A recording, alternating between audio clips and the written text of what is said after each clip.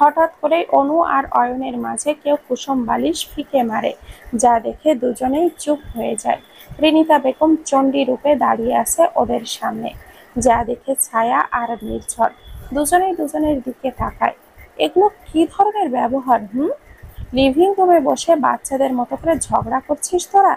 তোরা যে এক একটা ধামড়া, ভুলে গেছিস সেটা? রেনিতা বেগমের চিৎকার শুনে অয়ন আর অনু দুজনেই নিজেদের হাঁটুতে ভর দিয়ে বসে পড়ে। সরি আম্মু, সরি শাশুড়ি আম্মু। রিনিতা বেগমের পেছনে নির্ঝর আর ছায়ার দিকে দেখে। আর তোরা, ওরা ঝগড়া করছে আর তোরা মাঞ্জা মেরে সেটা উপভোগ করছিস? হ্যাঁ, সরি চাচি। ছায়াও মাথা নামিয়ে নেয়। সরি চাচি। রিনিতা বেগম চোখ ঘোরান। তারপর তিনি লিভিং রুম ছেড়ে চলে যায় ওপরে। ছায়া একটা স্বস্তির নিঃশ্বাস ছাড়ে। অনু বসা থেকে উঠে দাঁড়ায়। কোনো হার্টলেস মানুষের সাথে ঝগড়া করার থেকে রুমে গিয়ে রেস্ট করা অনেক ভালো। অয়নও উঠে দাঁড়ায়। হ্যাঁ, এখন তো আমি হার্টলেস, বাকি সবাই হার্ট উইথ। ছায়া শব্দ করে হেসে দেয় অয়নের কথায়। নির্ঝর সেই হাসির দিকে তাকিয়ে আছে, সেই হাসি যেটা নির্ঝর দেখেছিল যেদিন ওদের প্রথম দেখা হয়। আসসালামু আলাইকুম স্যার, বলুন আপনাদের কি লাগবে? নির্ঝর হাসে, ওর সেই সোনালি অতীত। রাতের খাবার খাওয়া শেষে সবাই যার যার রুমে চলে যায়। নির্ঝরের বুকে ছায়ার মাথা। নির্ঝর বই পড়ে শোনাচ্ছে ছায়াকে। কি এক বদ অভ্যাস হয়েছে, শোবার আগে তার বেড টাইম স্টোরি শুনতে ভালো লাগে। নির্ঝর বাচ্চাদের স্টোরির বই নিয়ে এসেছে, স্টোরি শোনাচ্ছে ছায়াকে। মেয়েটা তো বাচ্চাই ছিল, একটা বাচ্চা মেয়েকে বিয়ে করেছিল, বয়স তখন 19। মেয়েটাকে বিয়ে করে ঘরে তুলেছিল। নির্ঝর ভেবেছিল পুরো চৌধুরী বাড়ি যেন ওর হাসির শব্দ শুনে হেসে উঠবে, নিজেদেরকে মাতিয়ে রাখবে। কিন্তু মেয়েটা যে এই সংসারে এসেও অনেক সাফার করেছে, শাশুড়ির থেকে কথা শুনেছে, অনেক বাচ্চামি করেছে। সব থেকে বড় কথা, ওদের প্রথম বাসর হয়েছিল দাদির রুমে। সবই ঠিক আছে, কিন্তু দাদির রুমে? নির্ঝর হাসে।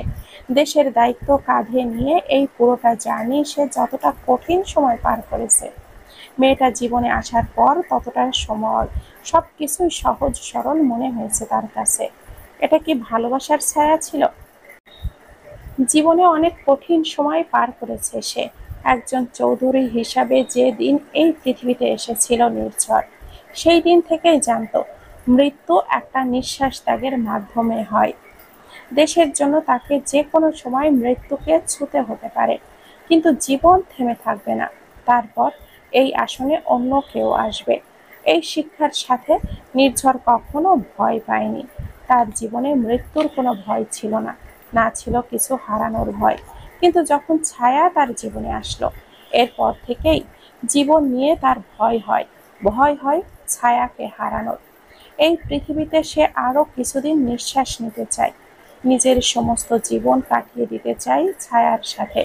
ওর হাতে হাত রেখে হাঁটতে চাই বহুদূর, বৃদ্ধ হতে চাই একসাথে। ছায়ার কপালে চুমু খায় নির্ঝর। পেটটা একটু বড় হয়েছে। নির্ঝর হাসে। একটা বাচ্চা আরেকটা বাচ্চা ক্যারি করছে। অদ্ভুত সুন্দর, তাই না? হুম। ছায়া নড়ে চড়ে ওঠে। নির্ঝর ভুরু কুঁচকে তাকায়। ছায়া চোখ তুলে তাকায়। ঘড়ির কাঁটায় রাত 1টা বাজে। ছায়া উঠে বসে বিছানায়। নির্ঝর উঠে বসে। আইসক্রিম খাবো? এত রাতে? হ্যাঁ, কিন্তু এত রাতে ফ্রিজে কি আইসক্রিম আছে সেটা কি আমি জানি? তুমি বসো, আমি দেখছি। নির্ঝর বিছানা থেকে নেমে দাঁড়াতেই ওর টি-শার্টটা পেছন থেকে ধরে বসে ছায়া। নির্ঝর ফিরে তাকায়। ছায়া হাত ওঠায়। কোলে। নির্ঝর শব্দ করে হেসে দেয়। মানে, চিন্তা করো, এসব ভাবা যায়? নির্ঝর কথা না বাড়িয়ে ছায়াকে কোলে তুলে নেয়। নিচে এসে ছায়াকে কিচেনের কাউন্টারে বসিয়ে ফ্রিজ খোলে। ছায়া প্রিয় চকলেট ফ্লেভারের আইসক্রিম। নাও, তোমার প্রিয়। না, আমার প্রিয় না। মানে? মানে আমার প্রিয় এটা না, আমি এটা খাই না, আমি খাই ভ্যানিলা আইসক্রিম। কিন্তু ওটা তো আমার প্রিয়। তোমার তো চকলেট প্রিয়। না, এখন আমার ভ্যানিলা প্রিয়। বেবি জান, এত রাতে আমি কোথা থেকে ভ্যানিলা নিয়ে আসবো? সেটা তো আমি জানি না। আমার বউ। ছায়া মুখ ঘোরায়। নির্ঝর উপায় না পেয়ে আবারও ওপরে চলে যায়। গাড়ির চাবি নিয়ে নিচে আসে। ছায়াকে কোলে তুলে নিয়ে গাড়িতে বসিয়ে নিজেও ড্রাইভিং সিটে গিয়ে বসে ড্রাইভ করে একটা স্টোরে চলে আসে। এত রাতে কি কিছু খোলা থাকে? স্টোর মালিককে কল করে নির্ঝর। এরপর তিনি ঘুম থেকে উঠে এসে স্টোরটা ওপেন করে। নির্ঝর আইসক্রিম আরো নানান জিনিসপত্র নিয়ে বেরিয়ে আসে। নিস্তব্ধ রাত। চারিদিকে সবকিছু নিশ্চুপ। শান্ত রাস্তার একপাশে প্রেসিডেন্টের গাড়ি দাঁড়িয়ে আছে। তাতে হেলান দিয়ে ছায়া আইসক্রিম খাচ্ছে। পাশেই নির্ঝর দাঁড়িয়ে। মেয়েটার পরনে অফ হোয়াইট রঙের কুর্তি, চুলগুলোতে ক্লিপ দেওয়া। ওপরে চাঁদ মিটিমিটি আলো দিচ্ছে। সেই আলোয় ছায়াকে আরো মায়াবতী দেখাচ্ছে। নির্ঝর বুকে হাত রাখে। এই পাগলামিগুলো সে খুব মিস করবে যখন ওর ডেলিভারি হয়ে যাবে। ছায়া আইসক্রিম খেতে খেতে নির্ঝরের দিকে তাকায়। নির্ঝরকে তাকিয়ে থাকতে দেখে নির্ঝরকে আইসক্রিম খেতে বলে। নির্ঝর কোনো কোণ থেকে না নিয়ে ছায়ার ঠোঁটের নিচে লেগে থাকা আইসক্রিমটুকুন লিক করে নেয়। ছায়া লাল হয়ে যায়। এত লজ্জা কই পাও? ছায়া নির্ঝরের বুকে ঘুষি মারে। খুব পচা আপনি। তোমার জন্যই আমি সব। ছায়া কিছুই বলল না। নির্ঝরের বুকে মাথা রেখে চাঁদ দেখে। আপনি আমাকে সব দিয়েছেন প্রেসিডেন্ট সাহেব। আপনাকে ছায়া নিঃশ্বাস নেওয়া যে আমার পক্ষে সম্ভব না। আপনাকে আমি সবটা দিয়ে ভালোবাসি। আমার প্রিয় ভালোবাসা, আমার প্রেসিডেন্ট। নির্ঝর অনেকটা সময় ছায়ার সাথে রাস্তায় কাটিয়ে দিয়েছে। ওর বিবিজান পাশে থাকলে সময়ের কোনো খেয়াল থাকে না। হাত ঘড়িটার দিকে তাকিয়ে সময় টের পায় নির্ঝর। ছায়ার দিকে তাকিয়ে ছায়ার মাথায় এসে পড়া গাছের পাতাটা সরিয়ে দেয়। চলো, ভিলায় ফেরা যাক।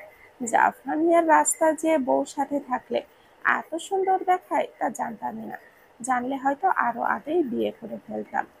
ছায়া নির্ঝরের দিকে তীক্ষ্ণ দৃষ্টিতে তাকায়। কি বললেন? বউ কোথায় পেতেন? হ্যাঁ, আমার সঙ্গে আপনার দেখাটাই ছিল একটা অ্যাক্সিডেন্ট। হুম, অ্যাক্সিডেন্ট না বেবিজান, ওটা ছিল আল্লাহর থেকে আসা আমার জন্য উপহার, যা আমি আলিঙ্গন করেছি, আমি বুকের ভেতরে সামনে রেখেছি। ছায়া মিষ্টি হাসে। নির্ঝরের কাঁধে মাথা রেখে বলে, আমার জীবনের সব থেকে সুন্দর দিন রাত উভয় আপনি, আমার প্রেসিডেন্ট সাহেব। নির্ঝর। ছায়া মাথা চুমু খায়। ছায়া নির্ঝরের হাতটা ধরে রাখে। নির্ঝর ছায়ার হাতে চুমু খায়। কি হয়েছে? ছায়া এক পা এগিয়ে নির্ঝরের সাথে আরো ঘেঁষে দাঁড়ায়। নির্ঝরের গলার দুই পাশে হাত দিয়ে নিজের দিকে টান দেয়। জীবনে প্রথম বইয়ের এমন অস্বাভাবিক কাণ্ড দেখে অবাক হলো নির্ঝর। ছায়া জানি কেমন করছে। নির্ঝর ছায়াকে কোমর বরাবর ধরে সামলাতে চেষ্টা করে, কিন্তু ছায়া বেসামাল হয়ে গেছে। হোয়াট হ্যাপেন্ড বিবিজান? জানি না, কিরকম যেন লাগছে। ছায়া কথাটা বলেই নির্ঝরের ওষ্ঠ জোড়া আঁকড়ে ধরে। নির্ঝর ছায়ার খাওয়া চকলেটের প্যাকেটটা দেখতে চাপায়। চোখটা বড় বড় হয়ে গেছে তার। ইয়া আল্লাহ, এ কি বিপদ! সে নিজের হাতে একটা কিনেছে, আর কি খেয়ালই করেনি। করবে কি করে? বউ যে পাগলামি করেছে, মাঝরাতে সময়ই দেয়নি। নির্ঝর বউকে সামলাতে নিলে ছায়া মাতালের মতো করে আচরণ করছে। প্রেসিডেন্ট সাহেব। নির্ঝর ছায়ার চোখের দিকে তাকিয়ে আছে। ছায়া কাঁদো কাঁদো চোখ বেয়ে পানি গড়িয়ে পড়ছে। কষ্ট হচ্ছে তো? সরি বিবিজান, আমি বুঝতেই পারিনি। ছায়া কিছু না শুনে নির্ঝরের ওষ্ঠ জোড়া আরো কামড়ে ধরে। নির্ঝর তাল সামলাতে পারে না। ছায়াকে নিয়ে গাড়ির ব্যাক সিটে চলে যায়। ছায়ার কপালে হাত রেখে ছায়ার দিকে তাকিয়ে আছে। ছায়াও নির্ঝরের দিকে তাকিয়ে আছে। It's a uncomfortable, I want care. Nirjhor হেসে ফেলে।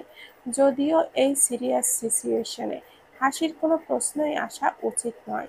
ছায়ার কপালে ওষ্ঠ ছুঁয়ে দেয়। এরপর আমাকে ব্লেম করতে পারবে না। তখনই জাফরিনিয়ার বুকে ভোর রাত। সূর্য ধরণীর বুকে আসবে কিছুক্ষণের মাঝে। নির্ঝর ছায়াকে ঠিকঠাক করে বসিয়ে সিটবেল্টটা লাগিয়ে দেয়। সে ক্লান্ত, ঘুমিয়ে আছে। নির্ঝর ভাবতেই হেসে ফেলে, আজকে কি থেকে কি হয়ে গেল। নির্ঝর গাড়িতে থাকা চকলেটের বাকি টুকরোটা জানালা দিয়ে ফেলে দেয়। তারপর কানে ব্লুটুথ দিয়ে গাড়ি স্টার্ট করে। Hello, doctor Jahin. Yes sir. আপনি হঠাৎ এই সময় আমাকে? প্যানিক করবেন না, আসলে আমি একটা বিষয় জানার জন্য কল করেছি। জি বলুন। ম্যাডাম ছায়া ঠিক আছেন? দেখতে তো মনে হচ্ছে ঠিকই আছে। মানে? আসলে নির্ঝর সব খুলে বলে। ডক্টর হেসে ফেলে। সমস্যা নেই স্যার, ভুলবশত যেহেতু হয়ে গেছে করার কিছু নেই। আর এমনিতেও প্রেগনেন্সির সময়টাতে হরমোন চেঞ্জ হয়। ওনার পাশে থাকুন, এই দিনে ওনাকে রেস্ট এবং প্রপার খাবার দিন। Okay, thank you doctor Jahin. Most welcome sir. Nirjhor কলটা কেটে অয়নকে কল করে। অয়নের রাতও মাত্রই শুরু হয়েছিল। অনু বুকের মাঝে তখনও নিশ্চুপ হয়ে ঘুমিয়ে আছে। এখন সময় এমন সময় ফোনটা পেয়ে অয়ন বিরক্ত হয়। টেবিল থেকে ফোনটা হাতে নিয়ে নির্ঝরের নাম্বারটা দেখে চোখ মেলে তাকায় অয়ন। হ্যালো ভাই, তুই কি ঘুম? ভাই, একটা এটা কেমন প্রশ্ন? সরি ভাই, বাইরে আয়। আমি তোর ভাবিকে নিয়ে ভিলায় ফিরছি। ভিলায় ফিরছো মানে? তোমরা বাহিরে ছিলে? হ্যাঁ। কি বলো এসব? ভাবির এমন অবস্থা বাহিরে কি করে? অনেক কাহিনী। তুই মেন গেটটা খোলার ব্যবস্থা কর, ওকে? অয়ন কল কেটে অনুর দিকে তাকায়। ক্লান্ত সে ঘুমিয়ে আছে। অয়ন হেসে অনুর কপালে চুমু দেয়। সুন্দরী তমা। এরপর সে বিছানা ছেড়ে উঠে যায়। অয়ন নাইট ড্রেসের পটিটা নিয়ে বেরিয়ে আসে। সিঁড়িতে পা রাখতেই অয়ন হঠাৎ অনুভব করে অদ্ভুত কিছু। অয়ন ধীরে সিঁড়ি বেয়ে নিচে নেমে আসে। দুই সিঁড়ি নিচে নেমে সামনের সদর দরজার দিকে চোখ রাখে। কিছু একটা গরমিল লাগছে তার। দ্রুত রুমে গিয়ে রিভলভারটা নিয়ে রুমের দরজাটা লাগিয়ে বেরিয়ে আসে অয়ন। সে যা ভেবেছিল, একজন গার্ড ভিলার ভেতরে প্রবেশ করে কিছু সার্চ করছে। অয়ন পেছনতে গিয়ে গার্ডের পিঠে বন্দুক ধরে। গার্ড স্ট্যাচু হয়ে হাতটা উঁচু করে নেয়। কে তুই? স্যার, আমি সদর দরজার পাহারাদার। এখানে কি করছিস? স্যার, ফোনটা ফেলে দিয়েছি এখানে কোথাও, সেজন্যই সেটাই খুঁজছি। অয়ন দেখে লোকটা ভিলার গার্ডদের পোশাকই পরে আছে। অয়ন এক পা পিছিয়ে নেয়। গার্ডটা ফিরে তাকায়, মাথা নামিয়ে অয়নকে গ্রিট করে। Sorry sir, I am sorry. এরপর ডিউটিতে থাকা কালীন ভিলার ভেতরে এভাবে আসবে না। আর হবে না স্যার। অয়ন লোকটাকে ছেড়ে দেয়, তবে একটা খটকা লাগে তার। এরপর সে মেন গেটটা খুলে দেয়। নির্ঝর বাহিরে ছিল। ভেতরে এসে দেখে অয়ন দাঁড়িয়ে আছে। নির্ঝর বেরিয়ে ছায়াকে পাজা করে তুলে নেয়। ভাই, আপনি কোথায় ছিলেন? সেটা পরে বলছি, আমি ক্লান্ত, ঘুম প্রয়োজন। তুই আমার কথা শোন। বলো। নির্ঝর কিছুটা হেজিটেট করে বলে, উত্তরের আকাদ নদীর পাশে যে রাস্তাটা আছে সেখানে কি সিসিটিভি আছে? হ্যাঁ আছে। তোমার আদেশের ফলে সব জায়গায় স্পাই ক্যামেরা লাগানো আছে। সেটা প্রায় 5 থেকে 6 বছর আগে থেকেই। রাস্তার ফুটেজ রাত 2টা 30 থেকে 4টা পর্যন্ত ডিলিট করে দিস। ওখানে সাধারণত এত রাতে কোনো গাড়ি চলাচল করে না। 1 মিনিট, তুমি সেখানেই ছিলে?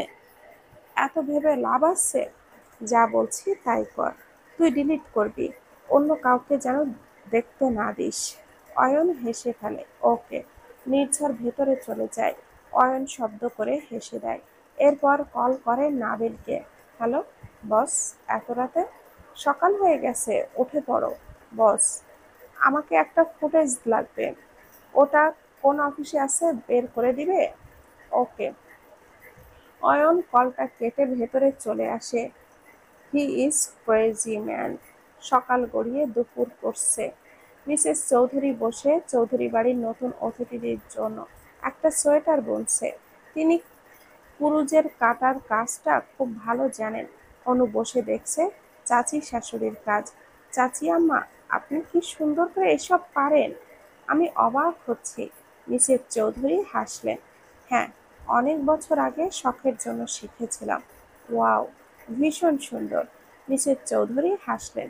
এমন সময় সেখানে চোখ মুছতে মুছতে ছায়া প্রবেশ করে। মা, কি করছো? আরে ছায়া মা, আয় মা, দেখ তোর বাচ্চার জন্য সোয়েটার বুনছি। শাশুড়ি ছায়ার পাশে বসে বলে, ওয়াও, কি মিষ্টি কালারটা। হ্যাঁ চাচি, অনেক সুন্দর হতে পারে। রিনিতা বেগম কিছু ঠান্ডা শরবত নিয়ে ওদের সাথে জয়েন দিল। কি নিয়ে গল্প চলছে? সোয়েটার নিয়ে। ভাবি অনেক সুন্দর পারে। আমার অয়নকেও একটা দিয়েছিল। রোজিকেও। নির্ঝর ভাইকে? ওর সময় মতো পড়তো না। ওহো, ভাইয়া মিস করেছে। ছায়া শরবত নিয়ে একটা চুমুক দেয়। উনি উল পছন্দ করে না? ছায়ার কথায় আনিকা বেগম হাসলেন। ঠিক বলেছ। আমার মনে হয় জানলে কাজ হতো না। ছেলেটা সত্যি উল পছন্দ করে না, যত সফটই হোক না কেন। সন্ধ্যার কিছুক্ষণ পর নির্ঝর আর অয়ন বাড়িতে ফেরে। নির্ঝরের গাড়ির শব্দ শুনে ছায়া একটা দৌড় লাগায়। অনুহুর হয়েছে মহাজ্বালা। এই মেয়েটা মনেই থাকে না যে সে প্রেগনেন্ট। ছায়া দৌড় দিলেই ছায়ার পেছনে পেছনে দৌড় লাগায় সে। ছায়া, তুমি প্রেগনেন্ট ভুলে যাও নাকি? থেমে যায় ছায়া, পেছনে ফিরে তাকায়। অনু রাগান্বিত দৃষ্টিতে তাকিয়ে আছে ছায়ার দিকে। সরি। এরপর সরিতে কাজ হবে না। কিছু হয়ে গেলে কি করবে? এরকম ভরা পেটে কেউ দৌড়ায়? সরি আপু। এমন সময় সেখানে নির্ঝর এসে দাঁড়ায়। কি হয়েছে? দেখেন না ভাইয়া, শুধু দৌড়ায়। ছায়া ফিরে নির্ঝরের দিকে তাকায়। অনু নালিশ করলেও ছায়ার চোখ এড়ায়নি নির্ঝরের বাম হাতের ক্ষত, যেটা ব্যান্ডেজ করা। হয়তো কিছুক্ষণ আগেই লেগেছে। আল্লাহ, কি হয়েছে আপনার? ছায়া গিয়ে নির্ঝরের হাতটা নিজের হাতের মুঠোয় নেয়। কি হয়েছে এখানে? তেমন কিছু না। মিথ্যা কেন বলছেন? কিছু হয়েছে। কতটা ক্ষত এইখানে? অয়ন পেছন থেকে ভেতরে প্রবেশ করতে করতে বলে, ছোট্ট একটা অ্যাক্সিডেন্ট ভাবি। এত ভয় কেন পাচ্ছেন? এদিকে অয়নেরও হাতটা কেটে গিয়েছে। অনু এবার লক্ষ্য করে সেটা। আল্লাহ, কি হয়েছে আপনাদের? সামান্য চোট। আসার সময় একটু অ্যাক্সিডেন্ট হয়েছে। একটু অ্যাক্সিডেন্টে এতটা কাটে? ছায়া এগিয়ে নির্ঝরের হাতটা ধরে নেয়। ছায়ার চোখে পানি টলমল করছে। নির্ঝর অয়নকে ইশারা করে। অয়ন বকবক করতে থাকা অনুর দিকে নিয়ে যায় সেখান থেকে। কিছু হয়নি বিবিজান, এত চিন্তা কেন করো? আমার কষ্ট হচ্ছে তো, আপনি কেন এরকম করলেন? কিছু হয়নি আমার জান। নির্ঝর ক্ষত হাতে বউকে পাজা কোলে তুলে নেয়। আরে কি করছেন, নামান। আপনার হাতে ব্যান্ডেজ। এরকম হাজারটা ক্ষত নিয়ে তোমাকে ওঠাতে পারি, সেই শক্তি আমার আছে। ছায়া চুপচাপ নির্ঝরের বুকে মাথা রেখে থাকে। অসম্ভব মায়া এই পুরুষের প্রতি তার। নির্ঝর ছায়াকে নিয়ে রুমে চলে আসে। হাতটা কতটা কেটে গেছে? ঠিক হয়ে যাবে। ছায়ার নাকে চুমু দিয়ে নির্ঝর ওয়াশরুমে চলে যায়। ছায়া ভাবে, দুই ভাই একসাথে কি করে এত বড় একটা ক্ষত বানালো। সিংহদ্বার ভবন। আতিফ চৌধুরীর সাথে আতিক চৌধুরী মিলে কিছু সিস্টেম ঠিক করার জন্য চেষ্টা করছে। আতিক চৌধুরী মাথায় হাত দিয়ে বসে পড়ে। এত প্যাচ কবে ঠিক হবে ভাইজান? আমার তো মাথার চুলই থাকছে না। আতিফ চৌধুরী একটা দীর্ঘশ্বাস ফেলেন। জানি না। দুজনের সামনের দিকে তাকিয়ে আছে।